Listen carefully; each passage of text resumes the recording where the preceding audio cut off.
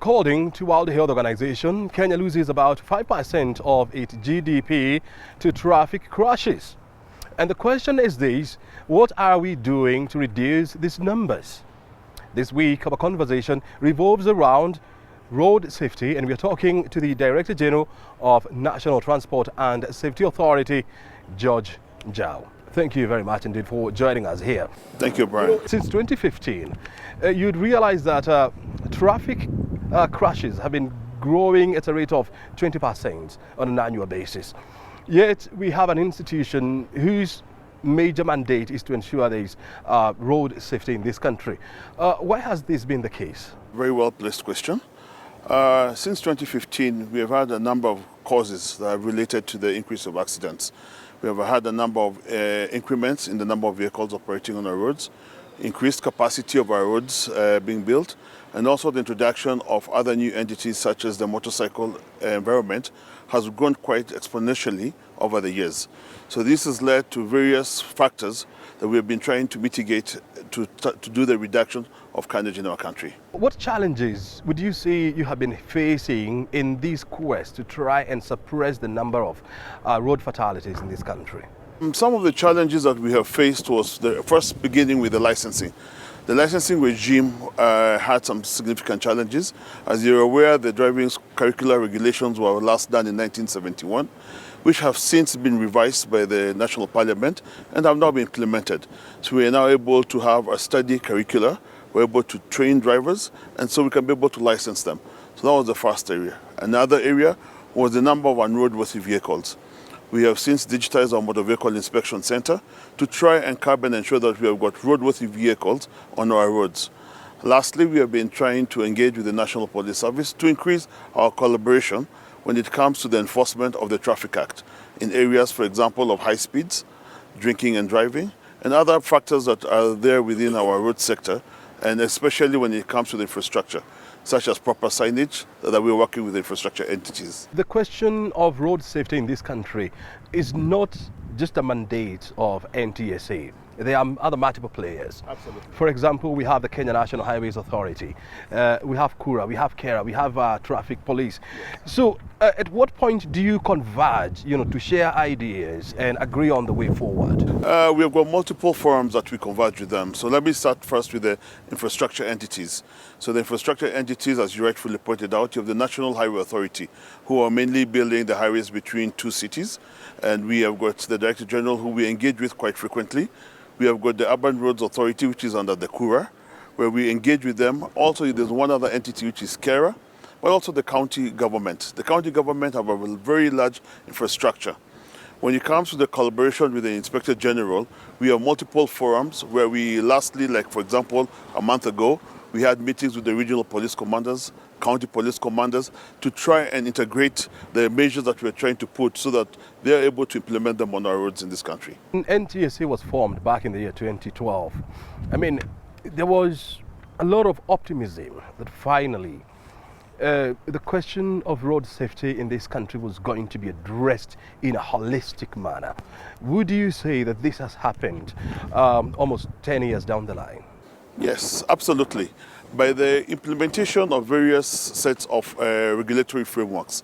As you rightfully pointed out, only formed less than 8 years ago to be exact, because 2012 was when the regulation was set, but was operationalized in 2014. Over the years, we have developed various sets of regulations to encompass it into one national authority. But in addition to that, we have been using technology and driving the digitalization of our services so that we're able to now provide entities various factors. So for example, by us digitizing some of our services, we were looking forward to the implementation of instant fines coming forward. Would you say road safety is a walk in the park? Absolutely not. And that is why last year, under the government of Kenya, under the mainstreaming, we have managed to finally mainstream road safety as a shared responsibility across all ministries, departments and authorities. It's a shared responsibility. It requires each and every one of us to be able to tackle the issues at hand. Every year you release the numbers of road fatalities in this country. And there has been some quarters who feel that these numbers do not reflect the reality on the ground. First of all, The figures that you usually release every year, how true are these numbers? These numbers come from various quarters. Usually the people who are the enforcement entities are the first responders who give us the initial statistics. But what we have done as a country, we have now created a national crash database system. So we want to integrate to the various quarters so we can get the actual number. Because if there is a fatality or an injury and the person is fatally injured in a hospital, we would like to get that data set to come back so we can then remove the vagueness on the ambiguity where we say that it is approximated. We need to have such tangible data. So by us integrating into the National Crash Database, we integrate with the electronic occurrence book of the National Police Service, the health facilities, insurance entities, and we try and get a holistic way of measuring this data. Because without actual measurement of this data, it is very difficult to put the resources required to mitigate against each of the areas. And it's proper to say that a lot of your numbers, that you generate on road fatalities in this country are on what you call on-spot fatalities. Do you have any program, like a follow-up program, just to find out among the people who are injured, how many survived and how many did not make it outside the hospital ward? So that's what I was referring to now, the integration into the health sector through the National Crash Database. So we'll be able to now, going forward, once we finalize the rollout of this program, we shall now integrate not only to the health sector, but also to the register of fatalities, because some people also fatally get injured at home. How do you plan to roll out that program, bearing in mind that in this country we do not have a proper rescue program in this country? What was happened is a task force was established with the various subsectors within the government.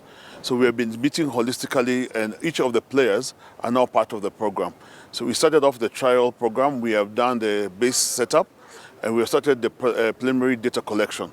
Now from the preliminary data collection, we're now bringing new actors on board to then be able to see how we can best place it. But there is willingness for everybody to integrate into it, not only from the various sectors, but what you're referring to as the post-crash care is one of the areas that we are trying to push forward within the sector. And that is one of our key focus areas, to understand, rather than generically stating that the A104 from Mombasa to Kisumu is unsafe, we can now segregate it to the various areas. We have partnered with people like, for example, St. John's Ambulance to be able to give us real-life data as we go along.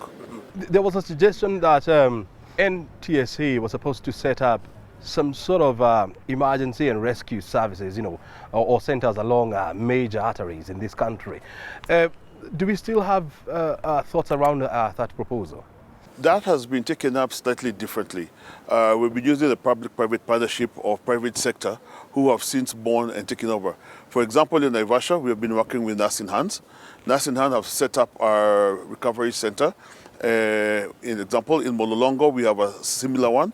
So through private partnership, because the issue is to sustain it, the responsibility of healthcare, because as an authority, healthcare is quite a specialized area for the removal of the person, how you then transport the person from point A to point B. So we are providing the support framework through the National Crash Database system. When you go through the data that you usually use and you do what you would call data disaggregation, you realize that almost 70% of road fatalities in this country are between the age of 15 all the way up to 55, and this would be considered to be the most productive age of any person. Why is this the case? Segregate those categories into 2 or 3. So you first take the first segment, which is what you're saying, the youthful category. The youthful category usually are either pedal cyclists or pedestrians, people walking from school. So we have an engagement directly specifically to that, for that sector. For the sector of between 18 to about 35, that is largely contributed by the Boda Boda sector, where we are working with National Youth Service to increase the training for that specific sector. And then now the last segment is where we're going to use information, education, and how to communicate to them on the usage of road. Because you have to admit, O'Brien, basic courtesy is one of the key causal factors on our road. Drink and driving. These are factors that can be mitigated against by ensuring that they're properly communicated and people are actually educated on what the effects of it. So that is what we're trying to achieve under that, and sharing of information. This whole environment of ensuring that our roads are safe. I mean, it's just not the mandate of NTSA. I mean, there are also other multiple players. So how much more can you do, to address these? And what is the role of the other sector players? Look at it this way. You have to continuously keep engaging at it. So if you look at the infrastructure development occurring, let's take the Nairobi Expressway. The segregation of city traffic and through traffic of the highway. Okay, that is one of the ways of mitigating the risk of interacting between the trucks, the long-distance buses, and our city vehicles, which are crisscrossing from, for example, like Clavington or Hurlingham into the city center, like in our case here.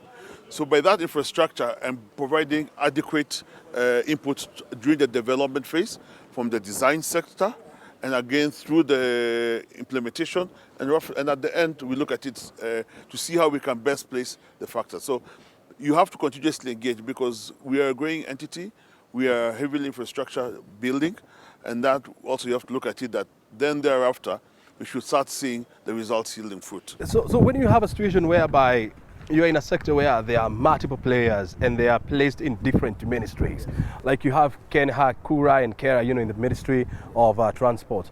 Then you have, the Ministry of Health or hospitals or ER services under the Ministry of Health, and then you have Kenya Police under the Ministry of Interior. I mean, this ecosystem, don't you think it makes matters complicated? The government actually has a multi-sectoral approach on everything that we do. So we feed from all the various entities into the various segments of government. So we engage at the permanent secretary level by providing specific quality data for them to make decisions and policy effects. It then moves up to the cabinet secretary level. So that way when you coordinate all this information, it then is disseminated back in a controlled environment. And then that is where policies are made. Then thereafter we engage with the parliamentary system to change the policy or regulation, work with the county government to be able to then disseminate issues related to the county government through the Council of Governors. When you walk around this country and you see unroadworthy vehicles on the streets, how does that make you feel? When you pass a dilapidated vehicle as you're passing along, first thing we do, we use our app because we have a free app that we usually use, and we check. And you find most of them they have not come for inspection. Okay, so there's an enforcement aspect that we try and now take those details and then pass on down to the SACCOs, because we have the contact base of all the SACCOs. And we now enforce by by directing them to go to the nearest inspection center, okay, and go back. And again, that is where the challenge comes in, because some of them we have to use digitization of our data, yes. So indeed, that's one of the challenges we have. Do you see an aspect of frustrations here whereby you see a mistake and you do not have enforcement measures, to take? Like, for example, you'd want to see a roadworthy vehicle. Instead of reporting this to the Kenya Police, then you have your agency coming on board and arresting the vehicle or putting it, putting some measures, to ensure that that anomaly is corrected. No, we have a very, very strong collaboration with the National Police Service. We have got multiples where we engage in, from the IG all the way down. So we have a very strong collaboration. So we do not have any delinking in regards to enforcement. We have a very strong relationship with them. Do you accept or do you appreciate the fact that some of the accidents that we usually see on our roads, they can be avoided if there was better coordination of all state entities and private and as well as public players? Actually, I look at it slightly differently. A motor vehicle does not cause an accident. It has a human error component in it. Basic road courtesy, and you can attest, when you leave church, why do you all congregate and push each other as you're leaving church, having spent 1 hour on a pew and praying to the Almighty, for example? So we ourselves also have a role to play in terms of how we engage with other road users and be courteous. Why would you then not let a child cross a road or a woman who is with a basket? That basic courtesy is one of the key areas, and that goes beyond, and that is why we're trying to inform people through various methods from radio to try and understand that basic road courtesy takes it a long way beyond just the actual training. And one of the areas, and you have to admit, is that I'll give a good example. When you drop your kids to school, When you're driving out of the school, why do we have all this chaotic environment? Okay, so that road courtesy issue, right, is one of the core factors. Do we have to talk about drink and driving? You know yourself the dangers about it. High speed, you know why there's speed limits in this country. They are to protect you as a road user. So the infrastructure is being built to be the world-class standard. But we also have to take our role as a citizen in this country. It's proper that you are bringing in the issue of human error. And it is usually said that a majority of road accidents, are caused by human error. Be it driving under influence, or careless driving and so much. There has been in the past spirited efforts by NTSA to bring breathalyzers, on our roads. Of course, there has been court cases about this. As an institution, do you feel frustrated when you know that for a fact we do not have such a system on our roads? We are working currently at the moment. Yes, there was a court case that removed the breathalyzer due to the prescribed limits. We are working with the National Assembly to redefine it to ensure that it is properly captured in the appropriate law. So working with the committee in charge of transport, they're working to see how to bring that back on. So it is not anything that is not within the purview of the country, but we will work with the various entities because we have to respect the legal process that is put forth. One of your mandates as well is to conduct road safety research in this country, try to understand the trends, and the behavioral driving habits of Kenyans. Have you ever done one? Yes, multiple of them. What do they tell you? Again, going back to the core areas that we're mentioning, majority of them is observing of the rules that they were taught during the driving school forum. Stop at a stop sign. Red means stop, green means go, orange means yield. So basic courtesy and usage of road signage are one of the key areas that come out here. When you talk to Kenya police, they'll tell you that about 85% of all road crashes in this country are caused by poor driving habits. And this goes or trickles down to our training and our curriculum.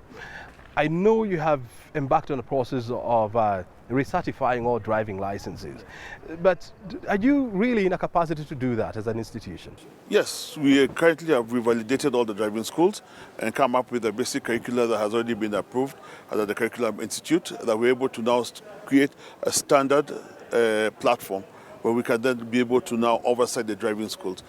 In addition to that, we have also revalidated the instructors that have been being undertaken and also grown the capacity of instructors in the country. So based out of that, we should be then in an opportune environment to be able to regulate and ensure that the proper training is undertaken within the driving school environment. The other major cause of accident in this country, of road accident in this country, of course, is poor designs and, of course, lack of road signs. How do you engage other stakeholders to ensure that everything is put in place? We usually enter in from the design stage, where we sit down and evaluate the design of the road, ensure that it has met the required criteria, because the time that it was going out for bidding, there was a specific design that was pre-approved for it.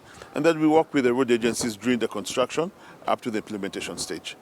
Especially here in Nairobi, there is Gong Road, that everyone is talking about these days. And there has been a lot of complaints about poor designs and lack of proper road signage and proper infrastructure furniture. Have you picked up this with the relevant agency? The relevant agency is Kura, and you last saw that they have gone back to redesign the road to meet the required standards. So it's been picked up and we have engaged with them. And audits were done about it, so they're aware about it. Yeah, and they're resolving the factor. If we were to get it right on our road signage, infrastructure, as well as design, by what percentage do you think road crashes would drop by? It'll be difficult to give an absolute number off the back, but it's also the behavior of respecting those signage, because we still jump lights. So as much as we put in all the infrastructure, all the signage, but if you still have the same behavior and attitude while on the road, the effect, again, could be quite questionable. Because let's be honest, even when the police officers are stopped at a roundabout, what do? You try and push him through to get through across the road. So you also have to respect the signage to then be able to see immediate effect on the reduction. Would you also agree that even within NTSA, there are what you would call systemic failures, in enforcing, the traffic code, in enforcing regulations around road safety in this country? I think we have to separate the issue of a regulator and an enforcer. The enforcement arm is under the National Police Service, so I cannot speak about the enforcement arm. But the areas of improvement, there is no perfect system in the world, and that is why we are continuously growing and engaging to be able to work with the stakeholders, yourselves as the media, to be able to push the correct information and ideology to change the behavior on the roads. Let's take you back to 1963. I mean, when Kenya actually got independence from the United Kingdom or Britain, and the numbers that were reported were about 465. Today we talk about 3,200 plus. If we were to observe historical trends, can we also assume that this number is likely to grow as we move to the future? Or what do you plan to do to ensure that you de-escalate these numbers? Okay, let me first take you back to 1963. When you look at the archives, there are 4 vehicles on the road. We have more complex road systems. We have got more complex vehicles operating. So again, we go back from the registration, the licensing of the vehicles, ensuring inspections are done properly, training is done appropriately. We ensure that we do proper strategy, research, engage. You look at the infrastructure environment being put in, because one of the biggest ways to a reduction is the segregation of the rear sectors of the road. So make sure proper sidewalks are built, continuously engaging with the county government, continuously engaging with the road authorities. So it has to be a concerted effort continuously, because even Rome was not built on one day. For example, the statistics about even Rome. Even in the most developed countries, there are certain challenges. But we're going to continuously, with effort, see the reduction coming down, and that is our goal as an authority. I know you have what you'd call strategic plans. In the medium term, what are your plans to cut road fatality numbers in this country? That's what I was trying to explain about the issue of first changing the information, education and communication for those existing road users to ensure they don't flout the traffic rules, but also going back into the new road users, where we have now changed the driving testing and curricula, so that we bring proper trained drivers into the system, and then go further back and engage into the education system, where we're working on the children training sector, so that they also come back with the knowledge of usage and around the road sector. As we wind up this interview, do you agree with the section of the public that feel that traffic lights, the management of traffic lights in this country, should be a responsibility of NTSA? I wouldn't quite say, because the different segment road users. So I wouldn't give an answer to that one. Let me just, I don't have an answer for that one. What would be your feeling? Do you think it can improve road safety? If you look at where the developed world is moving to in regards to road management, is having an integrated transport system. An integrated transport system manages the traffic that is coming in and leaving out of the city. So the traffic lights will only control what is within what you'd call, for example, in Nairobi, the city center. But you have to be able to understand what is the flow of traffic coming to that junction. So you'd have to start managing the traffic from the multiple junctions going out. And I believe you have seen that, like for example, in the case of Nairobi, they have been implementing an integrated traffic management system. Currently at the moment, the ITS system is being run under Kura, but now has been integrated to other agencies to then create one area where we can manage the traffic. Even for example, like the Nairobi Expressway. Once you exit the ramp, how do you integrate into the next lane?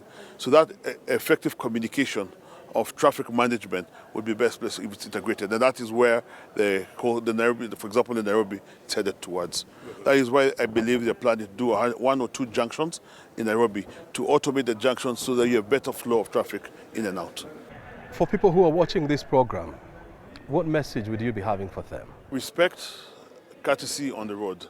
One of the key core factors that we have to respect and obey the Traffic Act and the signage on the road. Manage your speed. Be courteous. Let somebody cross the road. It'll only take you a second, but that second can easily cost the life of somebody. And it's a basic fact.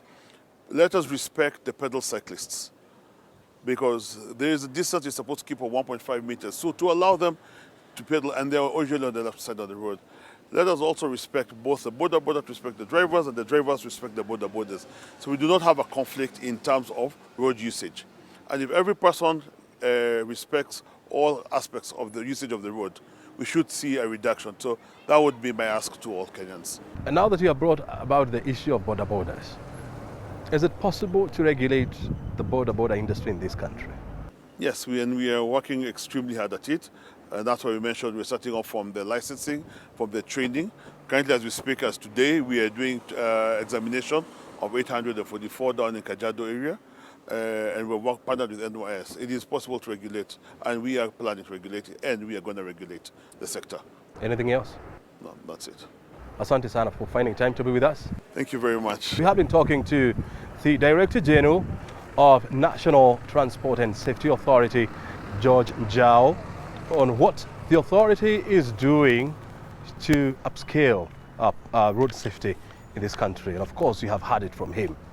O'Brien Kimani is my name. This has been Inside Government. Thank you for your time. We'll see you again next week, same time right here. Have a good afternoon.